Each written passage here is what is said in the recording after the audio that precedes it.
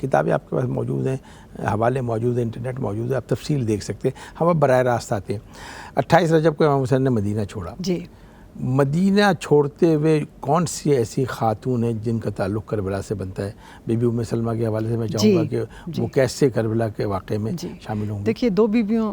سب بیبیوں کا جو کربلا گئی ہیں ان کا تو بنتا ہے، لیکن جو نہیں جا سکیں، حضرت ام سلمہ سلام اللہ علیہ امہات المومنین میں اس وقت حیات ہیں، اور ان کو حدیث کسا کے وقت میں جب آیہ تطہیر نازل ہوئی تو خود رسول اللہ فرما چکے کہ تم خیر پر ہو ام سلمہ، بے شک کہ تم اس چادر تطہیر کا حصہ نہیں ہو، لیکن تم خیر پر ہو۔ اچھا، ان کی مخصوصیت کہ ان کو ایک مٹی دی گئی تھی، اس لیے ہم ان کا تذکرہ کر رہے ہیں کہ وہ ذرا میں چاہوں گا بیان کر دیں۔ تو حضرت ام سلمہ سلام اللہ علیہ کو سرکار رسالت مآب صلی اللہ علیہ وسلم نے ایک شیشی دی اپنی حیات میں کہ ام سلمہ یہ سنبھال لو، یہ شیشی تو اس میں مٹی ہے کربلا کی، جس دن یہ سرخ ہو جائے نا اس دن سمجھنا کہ میرا حسین شہید ہو گیا۔ تو وہ مٹی جناب ام سلمہ نے سنبھال لی تھی،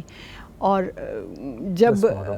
جب یہ سارا واقعہ ہو چکا، ابھی تو کربلا کے سفر پہ ہم بات کر رہے ہیں، لیکن جب شہادتیں ہو چکی تھیں تو جناب ام سلمہ سلام اللہ علیہ، جناب فاطمہ صغریٰ، جناب ام البنین، خواب میں بیویوں کو بشارت ہو رہی تھی، اور ویسے یہاں پر کوئی اس وقت کمیونیکیشن تو تھی نہیں، تو جو یہ بشارتیں ہو رہی تھیں تو جناب ام سلمہ نے خواب میں دیکھا کہ سرکار دو عالم صلی اللہ علیہ وسلم انہیں بال کھلے کے ساتھ خاک سر میں ڈالے ہوئے خواب میں آئے۔ تو جب آپ بیدار ہوئیں تو 10 محرم کا دن تھا، وہ عصر عاشور ڈھل چکی تھی، تو بی بی پاک کو یاد آیا کہ مجھے تو ایک شیشی دی گئی تھی۔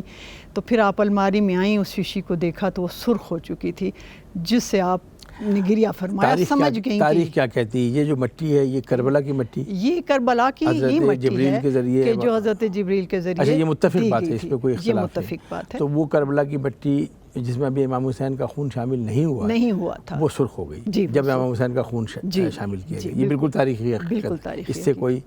اختلاف نہیں ہے۔ اچھا، اس میں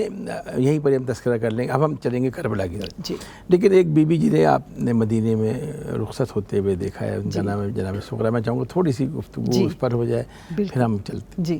دیکھیے، اگر ہم دیکھیں نا کربلا ایک درسگاہ کے طور پر جب ہم دیکھتے ہیں تو اس میں جتنے کردار ہیں، بیبیوں کے ہیں، بچیوں کے ہیں، مولا حسین کی بچیوں کے ہیں، جن بیٹیوں یا بہنوں کے ہیں، انہوں نے ایک ایسا محاذ سنبھالا ہوا تھا۔ اب جناب فاطمہ صغریٰ سلام اللہ علیہ نے جو جدائی سہی ہے اور جو صبر کیا ہے، جدائی میں صبر کا جو ستون سنبھالا،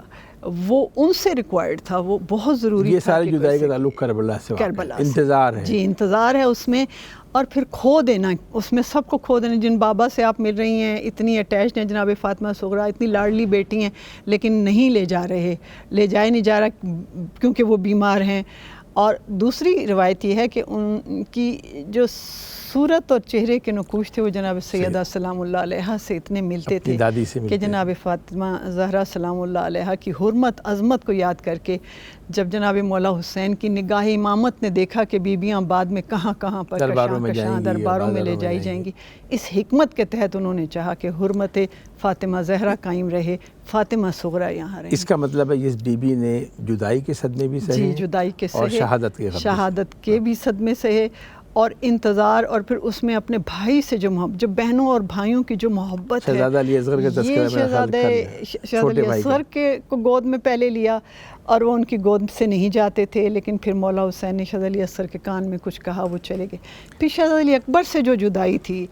آج تک بہنوں اور بھائیوں، اور جو شہادت جناب علی اکبر ہے، شہزادہ علی اکبر نے اس موقع پر بھی کہ جب وہ برچھی کھا چکے